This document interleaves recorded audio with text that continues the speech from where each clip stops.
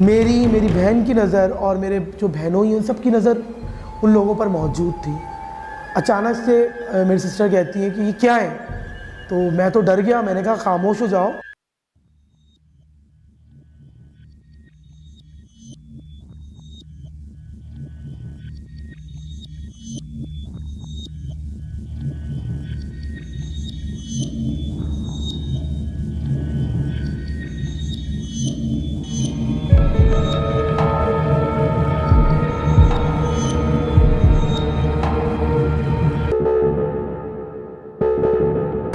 अस्सलाम वालेकुम, मेरा नाम है अकबर मिर्ज़ा और आज मैं बहुत ही खौफनाक ज़िंदगी से रिलेटेड एक ऐसी कहानी आपसे शेयर करना चाहूँगा जिसने मेरा दिल दहला दिया। और अब भी इसके बारे में अगर मैं कुछ सोचूं तो मेरे रोंगटे खड़े हो जाते हैं। तो ये बात है उस वक्त की जब मैं 2009 में इंटरमीडिएट में था और मेरे मामू की शादी चल रही थी। हमारे मामू के और हमारे घर का फासला तकरीबन 20 से 25 मिनट का था। मेरे इंटरमीडिएट के एग्ज़ाम्स चल रहे थे और नेक्स्ट डे जो है मुझे जाना होता था एग्ज़ाम देने के लिए, तो मैं कंटिन्यूसली वहाँ पर मौजूद नहीं हो पाता था, तो मैं सिर्फ एग्ज़ाम्स के टाइम जाता था। तो वलीमे वाले दिन जब हम सब वापस मामू के घर आए तो मेरे तमाम फैमिली मेम्बर्स तकरीबन लोग जो वहाँ पर रुक गए। तो मेरी सिस्टर है, उनकी मतलब कि शादी हुई है, उनकी एक बेटी है, तो वो और मेरे बहनोई वो मतलब कहीं रुकते नहीं हैं। तो उन्होंने कहा कि चलो हम घर चलते हैं, आपके एग्ज़ाम्स हो रहे हैं, आप भी प्रिपरेशन कर लेना और वहाँ पे इजी होके जो है अपनी तैयारी भी कर सकते हो। तो मैंने कहा तो बिल्कुल ठीक है। तो बस कुछ ही टाइम बाद हम पहुँचे, तकरीबन रात के 2:30 से 3 बज रहे थे और हम जाने लगे तो उनका पेट्रोल एंड हो गया था। तो उन्होंने कहा कि पेट्रोल ख़त्म हो गया, अब तो यहाँ पे पेट्रोल पंप भी मौजूद नहीं है, अब क्या किया जाए?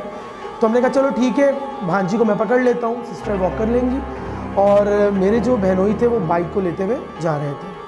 हम गपशप कर रहे थे। मैं जिस इलाके से मेरा ताल्लुक़ जिस इलाके से है तो मतलब काफ़ी सुनसान हो जाता है 12 बजे 11 बजे, तो हूक आलम होता है, कोई भी नज़र नहीं आता।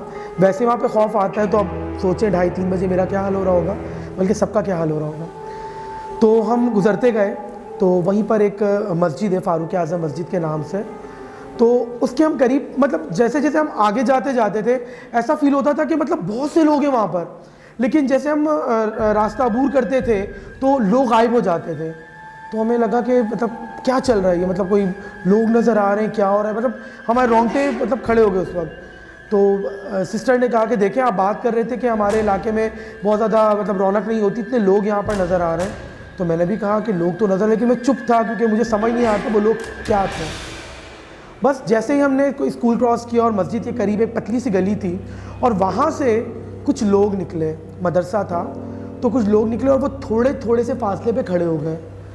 अब वो लोग थे, वो इंसान थे, वो क्या थे, वो हम जस्टिफाई नहीं कर पा रहे थे उस वक्त। मेरी बहन की नज़र और मेरे जो बहनोई उन सब की नज़र उन लोगों पर मौजूद थी। अचानक से मेरी सिस्टर कहती है कि ये क्या है?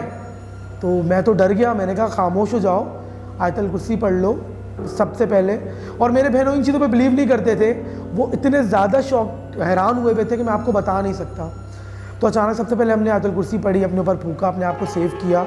तो बाकायदा वो इंसान नहीं, वो जिन्नात थे और वो थोड़े थोड़े फासले पर गए और आगे की स्ट्रीट लाइट मौजूद थी और वहाँ जाकर गायब हो गए।